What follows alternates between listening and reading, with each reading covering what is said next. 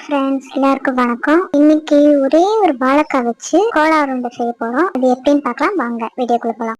இப்ப வாழைக்காவை இந்த மாதிரி ரெண்டா வெட்டிக்கோங்க. அப்புறம் தண்ணி ஊற்றி நல்லா வாஷ் பண்ணி எடுத்துக்கோங்க. இப்ப குக்கர்ல கொஞ்சமா தண்ணி ஊற்றி 2 விசில் வச்சு எடுத்துக்கோங்க, வேக வச்சு. இப்ப வேக வச்சு எடுத்தத பச்சை தண்ணி ஊற்றி அது தோல் உரிங்க. சூடா உரிக்க முடியாது, அதனாலதான் பச்சை தண்ணி ஊற்ற சொல்றேன். இப்ப வாழைக்காவை வேக வச்சு எடுத்தாச்சு. இப்ப அதுல என்ன மிக்ஸ் பண்றதுக்கான தேவையான பொருட்கள் பார்க்கலாம் வாங்க. அரை பெரிய வெங்காயம் எடுத்துக்கோங்க, நல்ல பொடி பொடியா நறுக்கிக்கோங்க.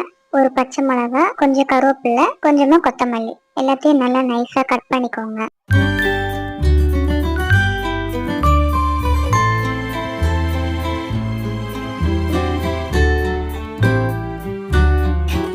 மிக்சி ஜார் எடுத்து அதுல 4 டீஸ்பூன் பொட்டுக்கடலை போட்டுக்கோங்க. இது எதுக்குன்னா உருண்டை உடைஞ்சு போகாம கரெக்டான அந்த உருண்டை வரத்துக்கு. வாழைக்காவை நல்லா மசிச்சு வச்சுக்கோங்க.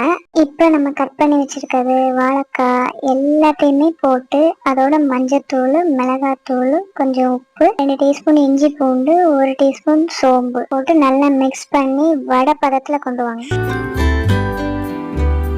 கண்டிப்பா தண்ணி ஊற்றக்கூடாதுங்க. இந்த மாதிரி உருண்டை பிடிச்சி வச்சுக்கோங்க தட்டுல.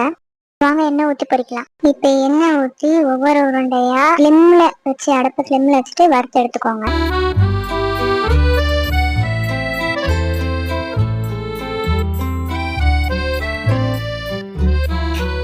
அவ்வளவுதாங்க, வறுத்து வச்சாச்சு. இப்ப இதுல டெக்கரேஷனுக்காக கொத்தமல்லியும், காரத்துக்காக மிளகுத்தூளும் கொஞ்சம் தூவி போட்டு சாப்பிட்டு பாருங்க.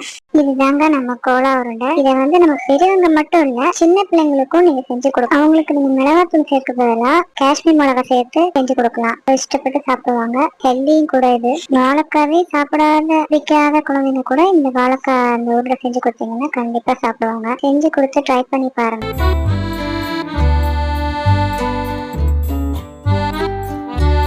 இது வெளியில பார்க்க இப்படி கல்ல மாதிரி இருக்குங்கன்னு நினைச்சா அதை வேணா நான் பிச்சு காமிக்கிறேன். உள்ளார பாருங்க, இது எவ்வளவு சாஃப்டா இருக்கு. குழந்தைங்களுக்கும் சாப்பிட சாஃப்டா இருக்கும். இந்த மாதிரி பெரியவங்களும் செஞ்சு சாப்பிடுங்க, பிள்ளைங்களும் செஞ்சு சாப்பிடுங்க. ஓகே காய்ஸ், இது மாதிரி நீங்களும் ட்ரை பண்ணி பாருங்க, ரொம்ப சூப்பரா இருக்கும். அப்புறம் எல்லாருக்கும் அட்வான்ஸ் மதர்ஸ் டே வாழ்த்துக்கள். நம்ம சேனலை சப்ஸ்கிரைப் பண்ண மறந்துடாதீங்க. பாய்.